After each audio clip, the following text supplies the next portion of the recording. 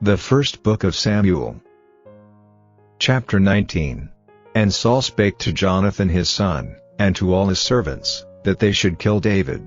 But Jonathan Saul's son delighted much in David, and Jonathan told David, saying, Saul my father seeketh to kill thee. Now therefore, I pray thee, take heed to thyself until the morning, and abide in a secret place, and hide thyself, and I will go out and stand beside my father in the field where thou art, and I will commune with my father of thee, and what I see, that I will tell thee. And Jonathan spake good of David unto Saul his father, and said unto him, Let not the king sin against his servant, against David, because he hath not sinned against thee, and because his works have been to thee ward very good, for he did put his life in his hand, and slew the Philistine, and the Lord wrought a great salvation for all Israel. Thou sawest it, and didst rejoice. Wherefore then wilt thou sin against innocent blood, to slay David without a cause?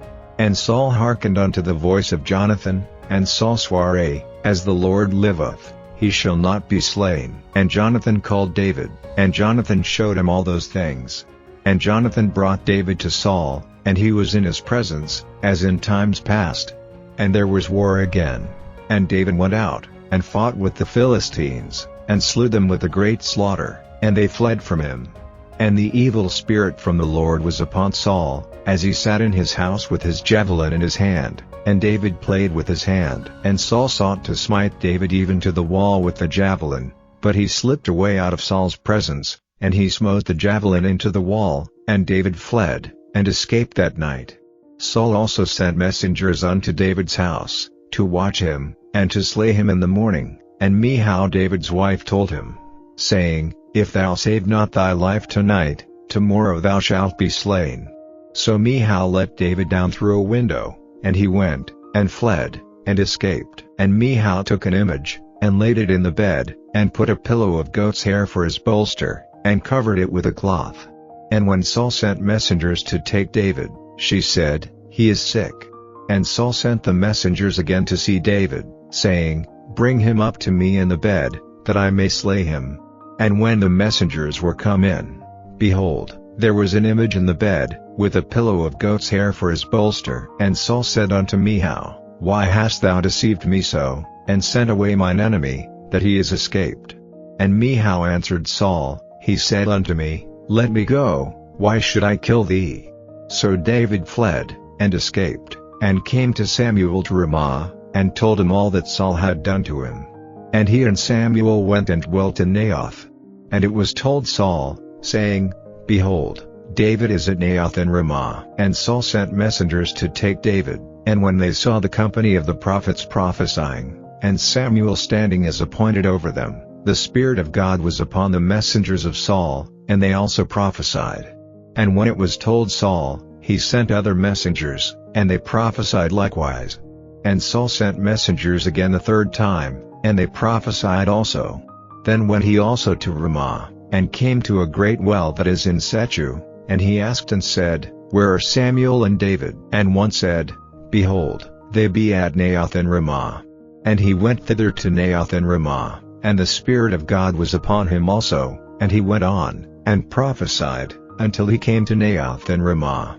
And he stripped off his clothes also, and prophesied before Samuel in like manner, and lay down naked all that day and all that night. Wherefore they say, Is Saul also among the prophets? Chapter 20. And David fled from Naioth in Ramah, and came and said before Jonathan, What have I done? What is mine iniquity? And what is my sin before thy father, that he seeketh my life? And he said unto him, God forbid, thou shalt not die. Behold, my father will do nothing either great or small, but that he will show it me. And why should my father hide this thing from me?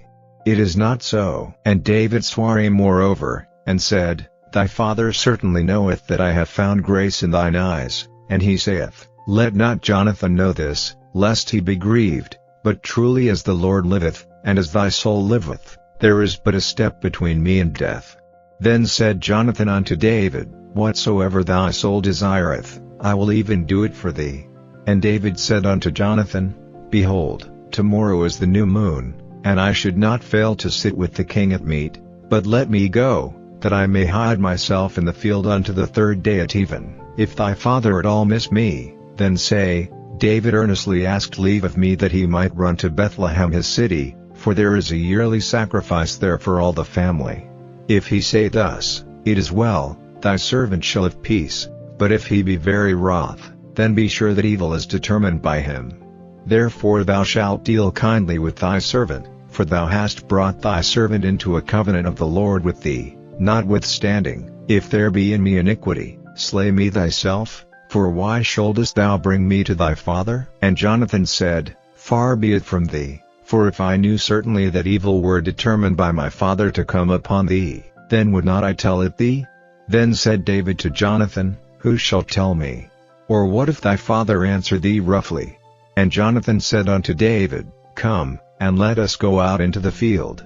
And they went out both of them into the field. And Jonathan said unto David, O Lord God of Israel, when I have sounded my father about tomorrow any time, or the third day, and, behold, if there be good toward David, and I then send not unto thee, and show it thee, the Lord do so and much more to Jonathan. But if it please my father to do thee evil, then I will show it thee, and send thee away, that thou mayest go in peace, and the Lord be with thee, as he hath been with my father.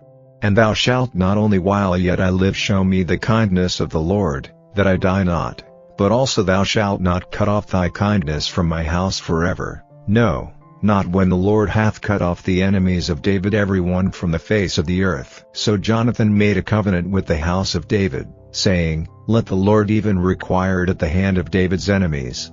And Jonathan caused David to swear again, because he loved him, for he loved him as he loved his own soul. Then Jonathan said to David, Tomorrow is the new moon, and thou shalt be missed, because thy seed will be empty. And when thou hast stayed 3 days, then thou shalt go down quickly, and come to the place where thou didst hide thyself when the business was in hand, and shalt remain by the stone easel. And I will shoot 3 arrows on the side thereof, as though I shot at a mark. And, behold, I will send a lad, saying, Go, find out the arrows. If I expressly say unto the lad, Behold, the arrows are on this side of thee, take them, then come thou, for there is peace to thee, and no hurt, as the Lord liveth.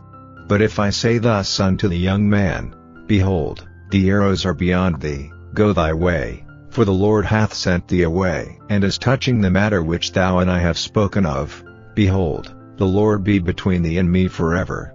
So David hid himself in the field, and when the new moon was come, the king sat him down to eat meat. And the king sat upon his seat, as at other times, even upon a seat by the wall, and Jonathan arose, and Abner sat by Saul's side, and David's place was empty. Nevertheless Saul spake not anything that day, for he thought, Something hath befallen him, he is not clean, surely he is not clean. And it came to pass on the morrow, which was the 2nd day of the month, that David's place was empty. And Saul said unto Jonathan his son, Wherefore cometh not the son of Jesse to meat, neither yesterday, nor today? And Jonathan answered Saul, David earnestly asked leave of me to go to Bethlehem, and he said, Let me go, I pray thee, for our family hath a sacrifice in the city, and my brother, he hath commanded me to be there. And now, if I have found favor in thine eyes, let me get away, I pray thee, and see my brethren. Therefore he cometh not unto the king's table. Then Saul's anger was kindled against Jonathan, and he said unto him, Thou son of the perverse rebellious woman, do not I know that thou hast chosen the son of Jesse to thine own confusion, and unto the confusion of thy mother's nakedness? For as long as the son of Jesse liveth upon the ground, thou shalt not be established, nor thy kingdom. Wherefore now send and fetch him unto me, for he shall surely die. And Jonathan answered Saul his father, and said unto him, Wherefore shall he be slain? What hath he done? And Saul cast a javelin at him to smite him, whereby Jonathan knew that it was determined of his father to slay David. So Jonathan arose from the table in fierce anger, and did eat no meat the 2nd day of the month, for he was grieved for David, because his father had done him shame. And it came to pass in the morning, that Jonathan went out into the field at the time appointed with David, and a little lad with him. And he said unto his lad, Run, Find out now the arrows which I shoot." And as the lad ran, he shot an arrow beyond him. And when the lad was come to the place of the arrow which Jonathan had shot, Jonathan cried after the lad, and said, "Is not the arrow beyond thee?" And Jonathan cried after the lad, "Make speed, haste, stay not." And Jonathan's lad gathered up the arrows, and came to his master. But the lad knew not anything, only Jonathan and David knew the matter. And Jonathan gave his artillery unto his lad, and said unto him, "Go, carry them to the city." And as soon as the lad was gone, David arose out of a place toward the south, and fell on his face to the ground, and bowed himself 3 times, and they kissed one another, and wept one with another, until David exceeded. And Jonathan said to David, "Go in peace, forasmuch as we have sworn both of us in the name of the Lord, saying, The Lord be between me and thee, and between my seed and thy seed forever." And he arose and departed, and Jonathan went into the city. Chapter 21. Then came David to Nob to Ahimelech the priest, and Ahimelech was afraid at the meeting of David, and said unto him, "Why art thou alone, and no man with thee?" And David said unto Ahimelech the priest, "The king hath commanded me a business, and hath said unto me, Let no man know anything of the business whereabout I send thee, and what I have commanded thee, and I have appointed my servants to such and such a place. Now therefore what is under thine hand? Give me 5 loaves of bread in mine hand, or what there is present." And the priest answered David, and said, "There is no common bread under mine hand, but there is hallowed bread, if the young men have kept themselves at least from women." And David answered the priest, and said unto him, "Of a truth women have been kept from us about these 3 days, since I came out, and the vessels of the young men are holy, and the bread is in a manner common, yea, though it were sanctified this day in the vessel."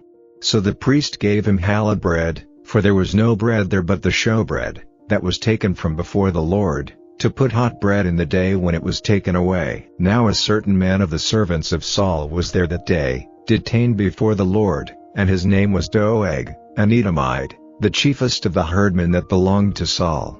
And David said unto Ahimelech, "And is there not here under thine hand spear or sword? For I have neither brought my sword nor my weapons with me, because the king's business required haste." And the priest said, "The sword of Goliath the Philistine, whom thou slewest in the valley of Elah, behold, it is here wrapped in a cloth behind the ephod. If thou wilt take that, take it, for there is no other save that here." And David said, "There is none like that, give it me." And David arose, and fled that day for fear of Saul, and went to Achish the king of Gath.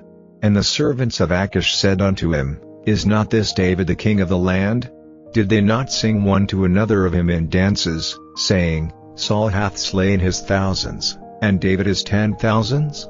And David laid up these words in his heart, and was sore afraid of Achish the king of Gath. And he changed his behavior before them, and feigned himself mad in their hands, and scrabbled on the doors of the gate, and let his spittle fall down upon his beard. Then said Achish unto his servants, Lo, ye see the man is mad, wherefore then have ye brought him to me? Have I need of madmen, that ye have brought this fellow to play the madman in my presence? Shall this fellow come into my house? The Gospel according to St. Luke. And when the people were gathered thick together, he began to say, This is an evil generation, they seek a sign, and there shall no sign be given it, but the sign of Jonas the prophet. For as Jonas was a sign unto the Ninevites, so shall also the Son of Man be to this generation. The queen of the south shall rise up in the judgment with the men of this generation, and condemn them, for she came from the utmost parts of the earth to hear the wisdom of Solomon, and, behold, a greater than Solomon is here. The men of Nineveh shall rise up in the judgment with this generation, and shall condemn it, for they repented at the preaching of Jonas, and, behold, a greater than Jonas is here. No man, when he hath lighted a candle, putteth it in a secret place, neither under a bushel, but on a candlestick, that they which come in may see the light. The light of the body is the eye, therefore when thine eye is single, thy whole body also is full of light, but when thine eye is evil, thy body also is full of darkness. Take heed therefore that the light which is in thee be not darkness. If thy whole body therefore be full of light, having no part dark, the whole shall be full of light, as when the bright shining of a candle doth give thee a light. And as he spake, a certain Pharisee besought him to dine with him, and he went in, and sat down to meat. And when the Pharisee saw it, he marveled that he had not first washed before dinner. And the Lord said unto him, Now do ye Pharisees make clean the outside of the cup and the platter, but your inward part is full of ravening and wickedness. Ye fools, did not he that made that which is without make that which is within also? But rather give alms of such things as ye have, and, behold, all things are clean unto you. But woe unto you, Pharisees, for ye tithe mint and rue and all manner of herbs, and pass over judgment and the love of God. These ought ye to have done, and not to leave the other undone. Woe unto you, Pharisees! For ye love the uppermost seats in the synagogues, and greetings in the markets.